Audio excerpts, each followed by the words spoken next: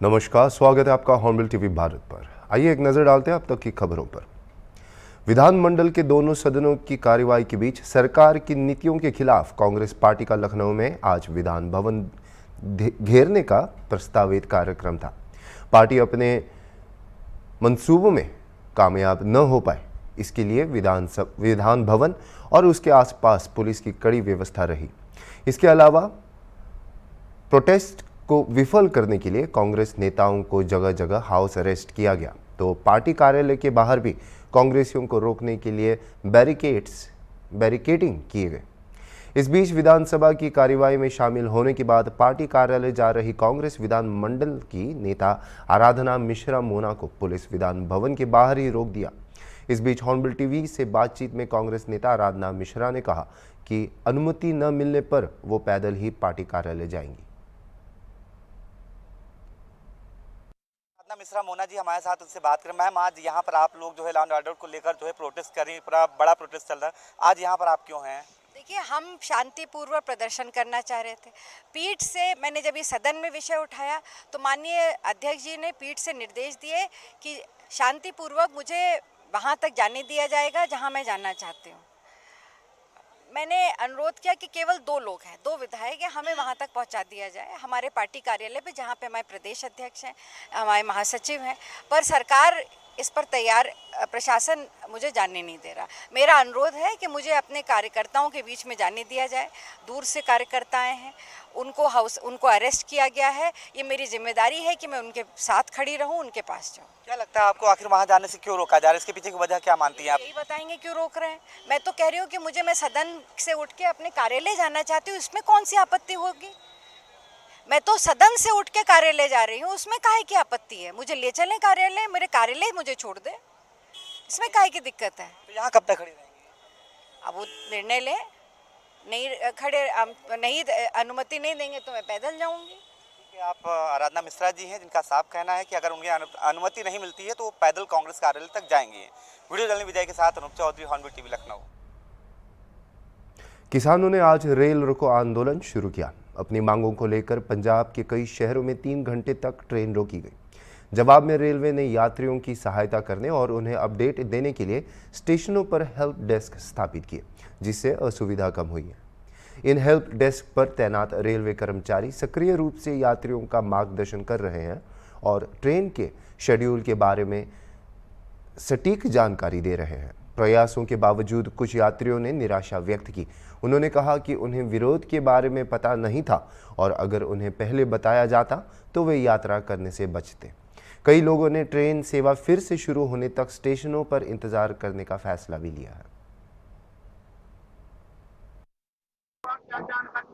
मेरा नाम नागेंद्र केवट है, कटिहार जा रहा था मैं सर, और जानकारी के अनुसार मुझे प्राप्त हुआ कि कटिहार जाने वाली गाड़ियां रद्द हो गई। हिंदू बॉर्डर पे हड़ताल हो गई है, बंद कर। अब वही वेट कर रहे हैं गाड़ी का, देखेंगे अगर कोई चलेगा तो शाम तक। नहीं, पहले तो मुझे जानकारी यहीं से स्टेशन पे ही पता चला। हाँ जी, क्या नाम था आपने, कहाँ जाना? आज मेरा नाम चमनलाल है, मेरे को मुस्तफाबाद जाना है। अभी ये कह रहे हम ब्लॉक लगेगा तो हमारे को पता नहीं है और गाड़ी आएगी या नहीं आएगी। दिक्कत हो रही है? दिक्कत तो होगी, सबको दिक्कत होगी। पहले आपको इसकी जानकारी थी? पहले कोई जानकारी नहीं।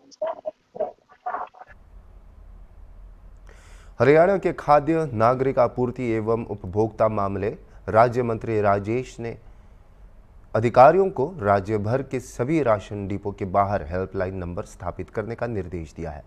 ये हेल्पलाइन, जो उपभोक्ता शिकायतों को दर्ज करेंगी, का उद्देश्य पारदर्शिता बढ़ाना और त्वरित कार्यवाही सुनिश्चित करना है।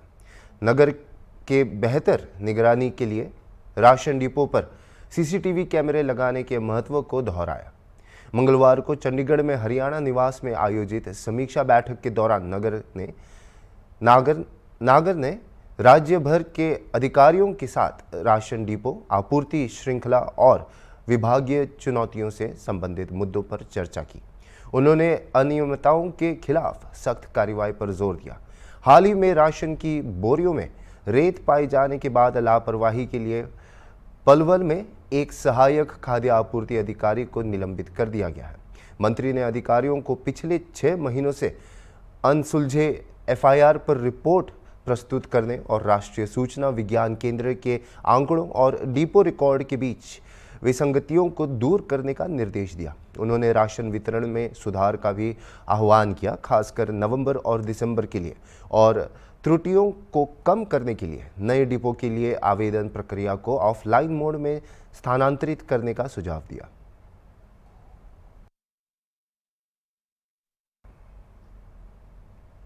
हरियाणा के मुख्य सचिव डॉक्टर विवेक जोशी ने हरियाणा व्यापार मेला प्राधिकरण को विदेश मंत्रालय के सहयोग से अंतर्राष्ट्रीय व्यापार मेलों के आयोजन की संभावनाएं तलाशने के निर्देश दिए हैं।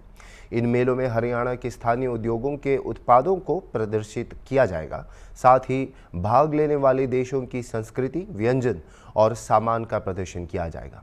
मंगलवार को हरियाणा व्यापार मेला प्राधिकरण की 35वीं शासी निकाय बैठक की अध्यक्षता पर रहे डॉक्टर जोशी ने स्थानीय कारीगरों और व्यापारियों को अपने उत्पादों को बढ़ावा देने के लिए मंच प्रदान करने के लिए जिला स्तरीय व्यापार मेले की आवश्यकता पर बल दिया। उन्होंने ऐसे आयोजनों को उपयोग सरकारी योजनाओं और उनके लाभों के बारे में जागरूकता बढ़ाने के लिए भी किया। मुख्य सचिव ने अधिकारियों से इन मेलों से होने वाली आय, सृजित रोजगार और आने वाली लोगों की संख्या पर विस्तृत रिपोर्ट देने का कहा है। डॉक्टर जोशी ने टीम के प्रयासों की प्रशंसा की और नई दिल्ली के प्रगति मैदान में आयोजित भारत अंतर्राष्ट्रीय व्यापार मेला 2024 में हरियाणा के मंडप को कांस्य पदक मिलने पर भी बधाई दी।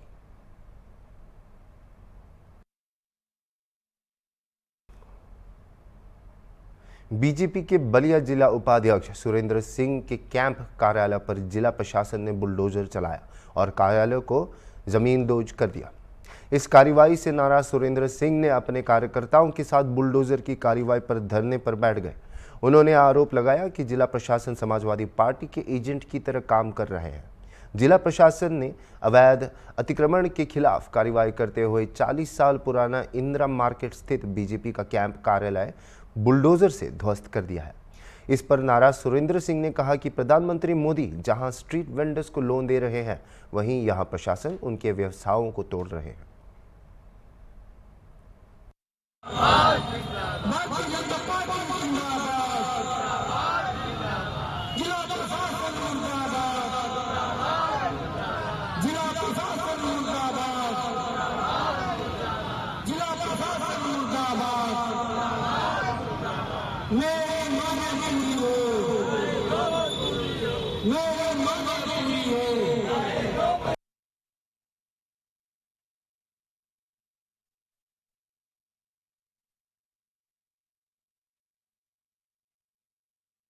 एक नाम और परिचय बता दो। जी, मेरा नाम अशोक कुमार गुप्ता और राहुल, पूर्व सांसद प्रत्याशी लोकसभा बलिया। जी, अभी आप कहाँ पे बैठे हैं? किस तरह की आप लोग धरना प्रदर्शन यहाँ पे कर रहे हैं? देखिए, जिस तरीके से अतिक्रमण अभियान की 2-3 दिनों से कार्रवाई चल रही है, उसमें हमारे बड़े भाई सुरेंद्र सिंह जी का जो 40-50 वर्षों से कैंप था, उसको जो है कि नगर पालिका द्वारा तोड़ दिया गया है। ये कतई नहीं होना चाहिए। पहले जिला प्रशासन को सुनिश्चित करना चाहिए कि जो अवैध अतिक्रमण जिले में लगभग 40-50 वर्षों से जिन सैनिटरी गलियों को लोगों ने कब्जा कर रखा है, उन लोगों को नगर पालिका के कर्मचारियों द्वारा चिन्हित करके उसकी वीडियो रिकॉर्डिंग करके और एक पहले उसकी कार्रवाई होनी चाहिए। हमेशा अतिक्रमण के नाम पे देखा जाता है कि बलिया में चौक क्षेत्रों में यहाँ व्यापारी हैं जो सरकार को हमेशा टैक्स देते हैं और सरकार की पीड़ा और दुख के साथ हमेशा खड़े रहते हैं, हमेशा उन्हीं की प्रताड़ना होती है। जो लोग सत्ता दल में ताकतवर हैं, उनके लोगों द्वारा गलियों को कब्जा किया गया है, जहां लोगों ने पार्किंग स्थल बना लिया है। क्या जिला प्रशासन वहां कार्रवाई नहीं करेगी? छोटे हमारे जो व्यापारी हैं, स्ट्रीट वेंडर हैं, जो अस्थायी दुकान लगाते हैं, जिसको भारत सरकार द्वारा 10,000 से 50,000 तक रुपए का ऋण दिया जाता है, उसको जो है नस्तो नाबूद किया जा रहा है। ये सरकार को बदनाम किया जा रहा है। पहले उन गलियों को साफ कराया जाए जहां 40-50 वर्षों से अतिक्रमण का व्यवस्था है। यहाँ तो बाजारों को ही जो है कि तबाह करने में लोग लगे रहते हैं, और जिला अधिकारी हमारे नए हैं, काम करने वाले ऊर्जावान व्यक्ति हैं, इनको कुछ अधिकारियों द्वारा गुमराह किया जा रहा है। मैं इसकी घोर निंदा करता हूं और जिला प्रशासन से निवेदन करता हूं कि इस तरीके की एक बैठक करके और सुनिश्चित कार्रवाई होनी चाहिए। नाम और परिचय बता दें। सुरेंद्र सिंह, जिला उपाध्यक्ष भारतीय जनता पार्टी बलिया। क्या मामला है, किस बात को लेकर अभी आप धरने पर बैठे हैं? मैं धरने पर बैठा हूं कि भारतीय जनता पार्टी का जहां से मैं काम करता था 40 वर्षों से, उस कार्यालय को कल तोड़ दिया गया। आखिर मुझसे बात करके तोड़नी चाहिए थी। मेरे साथ जिला प्रशासन के लोग बैठे थे, क्योंकि वो भी सरकार के अगर मुलाजिम है तो मैं भी सरकारी व्यक्ति हूँ, सरकार मेरी भी है। हमारे साथ बैठ करके बात कर लिए होते, तय कर लिए होते, लेकिन उन्होंने कुछ नहीं किया। ये लोग सीधे आकर के बुलडोजर चलाना शुरू कर दिए। हम कहे भी थे कि जिलाधिकारी महोदय से हम बात करेंगे। संयोग से 2 दिन तक जिलाधिकारी महोदय कहीं मीटिंग में गए थे, नहीं बात हो पाई मुझसे, लेकिन ये लोग आकर के तोड़ दिए। क्या इतना तेजी था कि ये लोग तोड़ दिए? कौन सा दबाव था इन पर?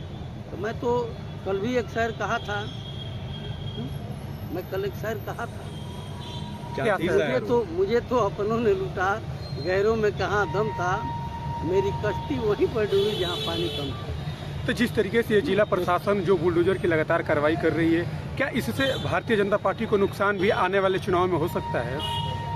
देखिए, जिस पूज्य जोगी जी की सरकार और मोदी जी की सरकार कुमचा और ठेला चलाने वाले लोगों को 10-10 हज़ार रुपया दे रही है कि वो अपना जीवन यापन करें, अपने घर को पालें, पोसे, बड़ा करें, ये सारी सुविधाएं जोगी और मोदी जी की सरकार दे रही है। और ये लोग उसी ठेला को उठा करके, जो कि 10,000 रुपया कर्ज लेकर के सब किया है, उस ठेला को उठाकर ट्रैक्टर में रख करके और ऊपर से जेसीबी से दबा दे रहे हैं। तो ये तोड़ने का अधिकार इनको कौन दिया है? क्या आया है क्या किसी पत्र में लिख करके इनके जेसीबी की ठेला उठा करके तोड़ दीजिए? मारने का अधिकार कौन दिया है? किसी को पटक पटक करके पुलिस मारने लग रही है। ये कौन सा, ये क्या हो रहा है? मैं सीधे तौर पर कर रहा हूँ कि जिला प्रशासन समाजवादी पार्टी के नेतृत्व में यहाँ पर काम कर रही है, और यहाँ के पूरे अधिकारी समाजवादी पार्टी के एजेंट के तौर पर काम कर रहे हैं। हम ही नहीं कर रहे हैं, ये एक भारतीय जनता पार्टी का एक मंडल से लेकर के और जिला तक का कार्यकर्ता कहेगा। फर्क इतना है कि मुंह नहीं खोल रहा है कि मेरा कोई पद चला जाएगा, मेरा कुछ चला जाएगा, बस इतना ही में है। प्रशासन चाहती क्या है इस तरह का कारनामा करके? प्रशासन चाहती है कि जो पूज्य योगी जी की सरकार चली जाए और दूसरे की सरकार आ जाए। तो वहीं योगी जी और मोदी जी कहते हैं कि गरीबों के लिए व्यवस्थाएं करेंगे और तमाम तरह की व्यवस्थाएं उन्होंने दी भी हैं। तो आज इस तरह की जब कार्रवाई की जा रही है तो क्या असर पड़ेगा आपके चुनाव पे? चुनाव पे तो असर पड़ेगा इसका, क्यों नहीं पड़ेगा? मैं तो बताया है कि इनकी तोड़ दी जा रही है। जिसका 10,000 का पूंजी है उसका ठेला ही तोड़ देंगे तो 10,000 फिर कहाँ से लाएगा? एक बार तो लोन ले लिया है, दोबारा उसको कौन देगा? तो ये अभी आपका धरना ये कब तक चलेगा? ये धरना ये तो पहले बुलडोजर बंद हो और जिला अधिकारी महोदय सारे अधिकारियों को बुला करके एक चिन्हित करें कि कहाँ कहाँ पर अतिक्रमण है, और उन सारे अतिक्रमण को एक बार तोड़ दे। हर 2 महीने पर ये पैसा वसूल रहे हैं सब अतिक्रमण तोड़ करके। ये जो है 500। हरियाणा के कैबिनेट मंत्री अनिल विज ने प्रियंका गांधी को मॉडल के रूप में बताते हुए कहा कि जैसे एक मॉडल को कोई भी चीज पकड़ा दी जाती है, ठीक वैसे ही प्रियंका गांधी का हाल है। उन्होंने कांग्रेस नेता सुरजेवाला पर भी निशाना साधते हुए कहा कि वह अंधभक्त होकर एक परिवार की गुलामी कर रहे हैं। किसानों के मुद्दे पर भी विज ने प्रतिक्रिया दी और कहा कि 1 नेशन 1 इलेक्शन सरकार का भी एक शानदार निर्णय है, क्योंकि बार बार कोड ऑफ कंडक्ट लागू होने से विकास कार्यों में रुकावट आती है। कांग्रेस के आरोप पर कि सरकार के पास 2/3 बहुमत नहीं है, विज ने पलटवार करते हुए कहा कि यह प्रॉपर्टी हाउस का मामला है और अब इसे हाउस में ही पारित करना है। कोई व्यक्तिगत रूप से इस पर टिप्पणी नहीं कर सकता। वो लोकसभा में पेश किया गया और आज राज्यसभा में पेश किया गया। ये सरकार का बहुत ही बेहतरीन निर्णय है। बार बार के चुनाव में देश का बहुत समय खराब होता है, बहुत पैसा लगता है और बाकी सारे कामों से ध्यान हटता है। बार बार कोड ऑफ कंडक्ट लगने से कामों की रफ्तार रुक जाती है। आदरणीय मोदी जी देश को तीव्र गति से विकसित भारत की ओर लेके जाना चाहते हैं और वो धीरे धीरे जितने उसके रास्ते में अवरोधक हैं उनको खत्म कर रहे हैं। इसे लेकर विपक्ष कांग्रेस ये कह रही है कि सरकार के पास 2/3 बहुमत भी नहीं है। देखिए, अब ये प्रॉपर्टी हाउस की है, पास हाउस ने करना है। कोई इंडिविजुअल इसके भविष्य के बारे में कुछ नहीं कह सकते। प्रियंका गांधी संसद में एक बैग लेकर पहुंची जिस पर लिखा है फिलिस्तीन को लेकर और उस पर विवाद हुआ। नहीं, कोई नई बात नहीं है। अक्सर जो कई मॉडलिंग करते हैं वो इसी प्रकार का, कभी किसी के हाथ में कोको कोला पकड़ा दिया जाता है, कभी किसी के हाथ में सर्फ पकड़ा दिया जाता है, कभी किसी के हाथ में कुछ पकड़ा दिया जाए। वही काम प्रियंका गांधी कर रही है। सुप्रीम कोर्ट में आज किसानों के आंदोलन को लेकर सुनवाई है और उधर आज पंजाब में किसान नहीं, सुप्रीम कोर्ट में माननीय उच्चतम न्यायालय इस पर गौर कर रहा है, तो देखते हैं क्या फैसला होगा। सुरजेवाला ने कहा है कि पिछले 10 साल में हमने देखा है कि एक ही व्यक्ति विशेष की पूजा हो रही है और अंधभक्ति इस प्रकार जो है संस्थाएं मरती चली जा रही है। पिछले 10 साल में सुरजेवाला ने कहा है कि एक ही व्यक्ति की पूजा हो रही है और जो संस्थाएं हैं वो मरती चली जा रही है। सुरजेवाला जी, आप और आपकी पार्टी उत्तर प्रदेश कांग्रेस कमेटी ने विधानसभा घेराव का ऐलान किया है, जिसके लिए कांग्रेस कार्यकर्ता बड़ी संख्या में लखनऊ पहुंचते हुए हैं। कांग्रेस कार्यालय पर प्रदर्शन के लिए कार्यकर्ताओं की भीड़ जुट रही है। विरोध प्रदर्शन को देखते हुए प्रशासन ने कड़े कदम उठाए हैं। पार्टी के बड़े नेताओं को हाउस अरेस्ट किया गया, जिसमें यूपी प्रभारी अविनाश पांडे को उनके होटल में नजरबंद कर दिया गया। हालांकि इसके बावजूद अविनाश पांडे कांग्रेस कार्यालय पहुंचे और विरोध प्रदर्शन में हिस्सा लिया। पार्टी के प्रदेश अध्यक्ष अजय राय और कांग्रेस विधानमंडल दल की नेता आराधना मिश्रा मोना को पुलिस ने हिरासत में ले लिया।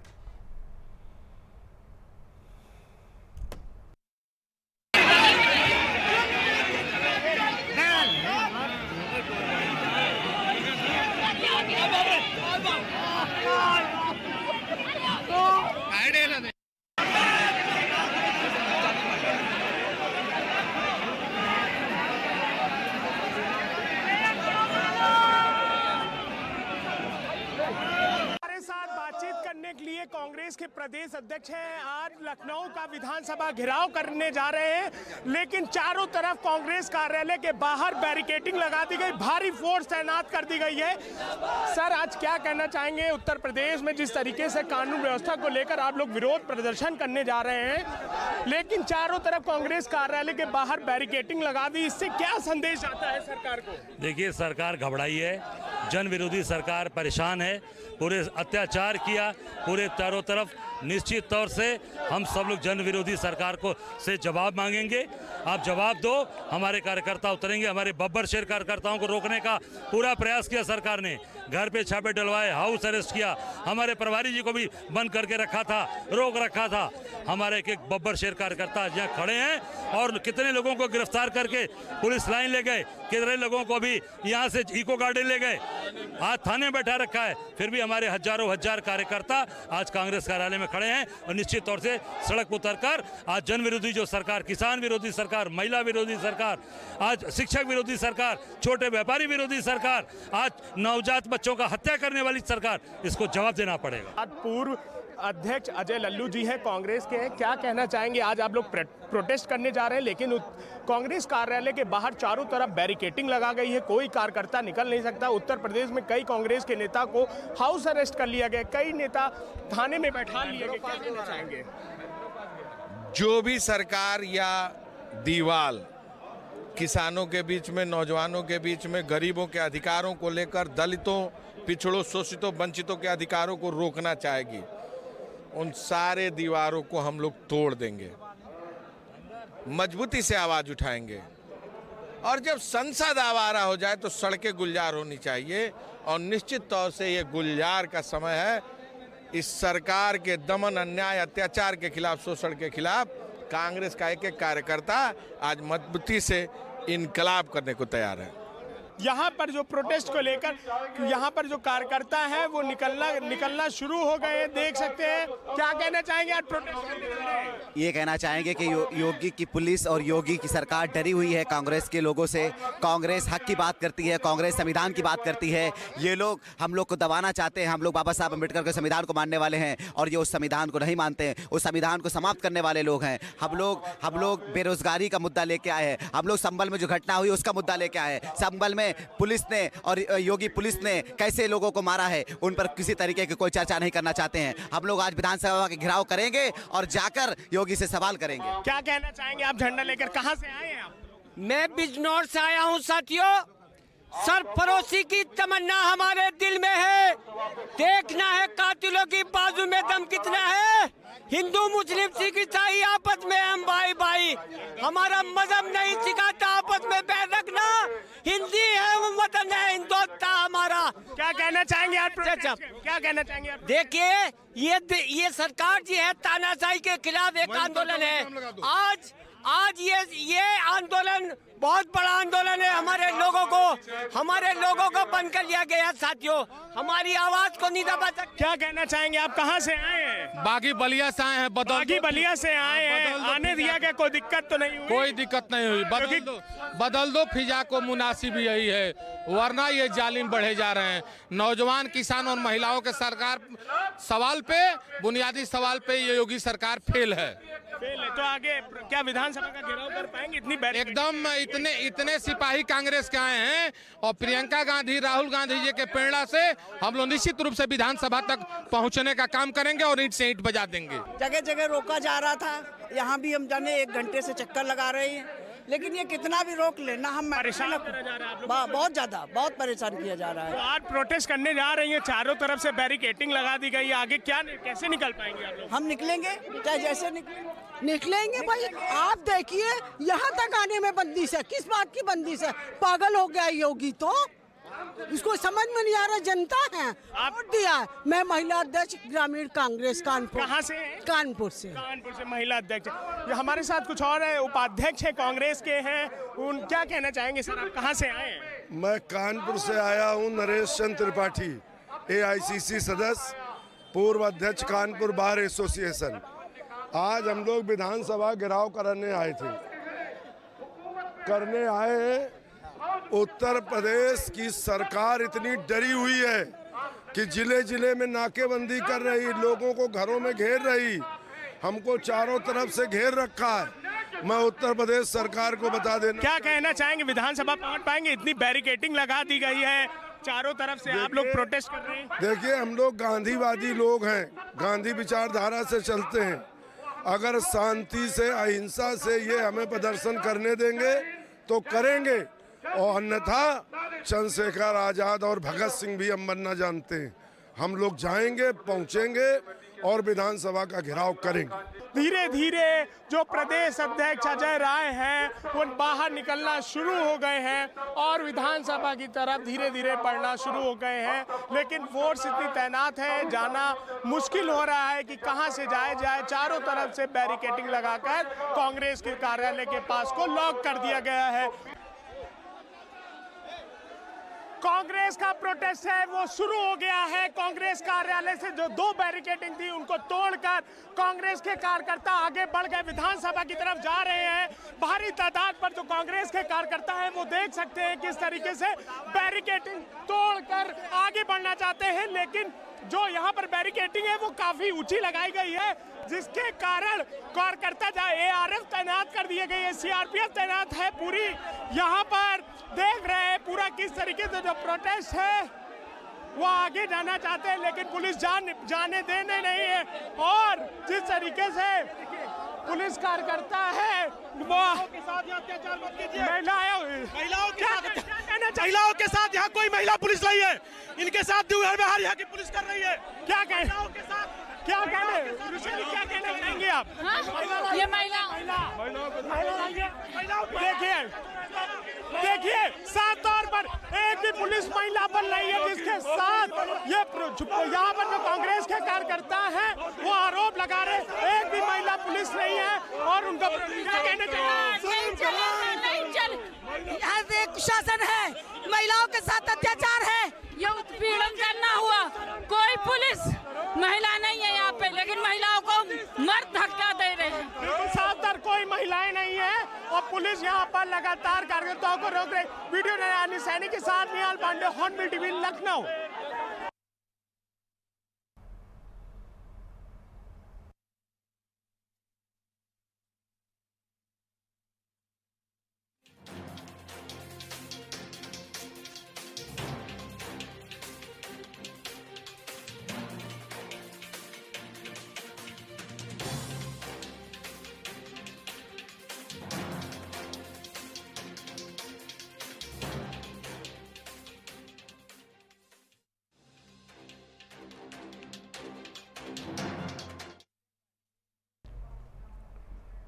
अभी के लिए इतना ही और खबरों के लिए आप देखते रहिए हॉर्नबिल टीवी।